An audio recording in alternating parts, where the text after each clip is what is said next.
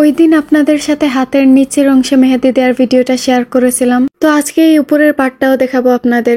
ওই দিন প্রথমে ভাবছিলাম যে পুরো ভিডিওটা একসাথেই শেয়ার করব, কিন্তু ভিডিওটা বেশি লম্বা হয়ে যাচ্ছিল। আসলে ভিডিও লম্বা হওয়াতে কোনো সমস্যা নেই, বিষয়টা হচ্ছে যে এত লম্বা সময় ধরে কি কথা বলবো সেটাই খুঁজে পাই না, এজন্য মাঝে মধ্যে শর্ট করে আপলোড দেই। দুইটা ভিডিও কিন্তু একই দিনে একই সময়ে করেছিলাম, কিন্তু এডিটিং এর আলসেমির জন্য আর আপলোড দেয়া হয়নি। হাতের মেহেদি উঠে গিয়ে একেবারে হাত ক্লিন হয়ে গেছে, আর আমি ভিডিওটা আজকে এডিট করলাম। মেহেদি হোক বা ক্যানভাস পেন্টিং, এগুলা করার আগে কিন্তু আমি সুন্দর কোনো পেন্টিং সিনারি বা সুন্দর মেহেদি ডিজাইন খুঁজে নেই। আমার কথা হচ্ছে যে জিনিসটা সুন্দর হতে হবে, মানে আমি সুন্দর করে দিতে পারি আর না পারি ওইটা হচ্ছে অন্য বিষয়, বাট আমি যেটা দেখে আর্ট করব ওই ডিজাইনটা সুন্দর হতে হবে। এজন্য আর্ট করার আগে আমার 1 ঘন্টা সময় শুধু ডিজাইন চুজ করতেই লেগে যায়। মেহেদি ডিজাইনের মধ্যে আমার সবসময় সিম্পল ডিজাইনগুলো ভালো লাগে, তবে যেহেতু হাতের তালুতে দিচ্ছি ভাবলাম একটু ভারী কোনো ডিজাইন দেই, তো এজন্য আমি অনেক খুঁজেছিলাম, মানে অনেকগুলা মেহেদির পিকচার দেখেছিলাম, কিন্তু আমার কোনোটাই চয়েস হচ্ছিল না।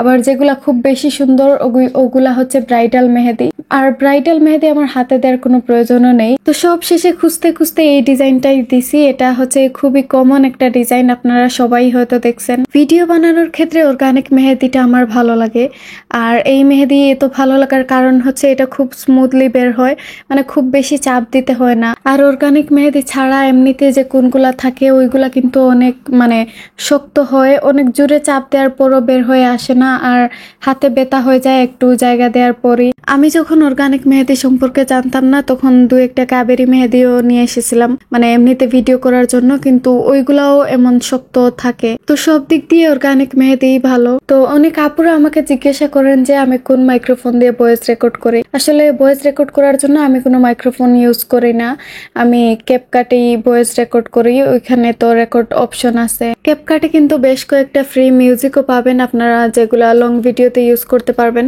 তবে আমি যে ক্যাপকাটটা ইউজ করতেছি এটা কিন্তু রিয়েল ক্যাপকাট না, এজন্য সব অপশনগুলো আমার কাছে অ্যাভেলেবল নেই। ফেসবুকে ভিডিও আপলোড দেওয়ার ক্ষেত্রে আপনি যদি অন্য কারো সাউন্ড ইউজ করেন আর সাথে যদি আপনার নিজের ভয়েসও একটু কাস্টমাইজ করে দিয়ে দেন, তাহলে কিন্তু ফেসবুক ওইটাতে কপিরাইট ইস্যু দেখায় না, কিন্তু ইউটিউবে কপিরাইট চলে আসে।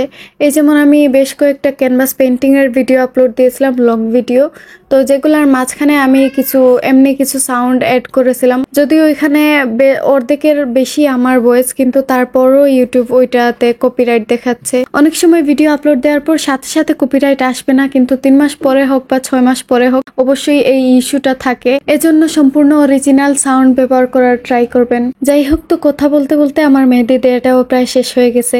আপনাদের যদি ভালো লাগে আপনারাও এই ডিজাইনটা দিতে পারেন। এ পর্যন্তই, টাটা।